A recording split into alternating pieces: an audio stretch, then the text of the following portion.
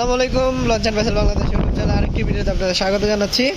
ঘূর্ণিঝড় রেমালের কারণে কিন্তু সারা দেশে নৌ চলাচল বন্ধ। আর দেখতে পাচ্ছেন ঢাকা নদী বন্দর সদরঘাট। আর এখানে কিন্তু তীব্র বাতাস এবং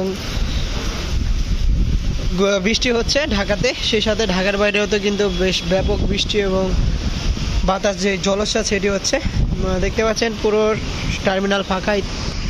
আর এই নৌযানগুলো ঘাটে বার্থিং অবস্থায় সবসময় থাকে, আর সেজন্য নিরাপদ স্থানে অনেক নৌযানই চলে গিয়েছে ডকইয়ার্ডে। আর এই নৌযানগুলো কিন্তু এখানে সবসময় থাকে, সেজন্য কিন্তু এখানে অবস্থান করছে। আর ঘূর্ণিঝড় রেমাল কিন্তু তাণ্ডব চালাচ্ছে। যদি আমরা আপনাদের দেখাই, দেখতে পাচ্ছেন যে বাতাসের তীব্রতা কত, সেই সাথে দমকা হাওয়া এবং বৃষ্টি হচ্ছে।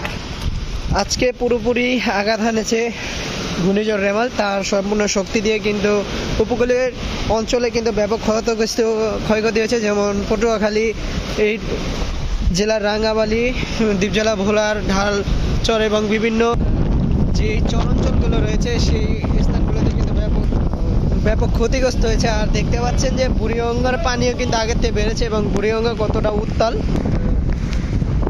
কতটা উত্তাল এবং বাতাসের তীব্রতা কত দেখতে পাচ্ছেন।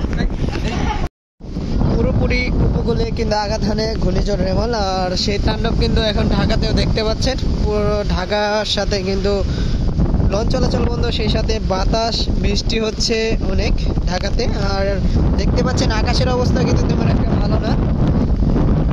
ঢাকার বাইরে যেমন দ্বীপজেলা ভোলা, পটুয়াখালীর বিভিন্ন দ্বীপাঞ্চলগুলোতে কিন্তু ব্যাপক ক্ষয়ক্ষতি হয়েছে। আর এ হচ্ছে ঢাকা সদরঘাটের অবস্থা। আমরা পুরো টার্মিনাল আপনাদেরকে ঘুরিয়ে দেখাবো। এ হচ্ছে ঢাকা নদী বন্দর সদরঘাটের সর্বশেষ অবস্থা। নদীতে উপচে পড়া বাতাস, সেই সাথে বৃষ্টি পেয়েছে। আর এই জন্য পুরো ভিডিওটি আর করতে পারছি না, সেজন্য আন্তরিক দুঃখিত। আর লঞ্চ স্বাভাবিক হলে আমরা সুস্থ থাকবেন, ভালো থাকবেন। Launch vessel Bangladesh YouTube channel subscribe করে রাখবেন। আসসালামু আলাইকুম।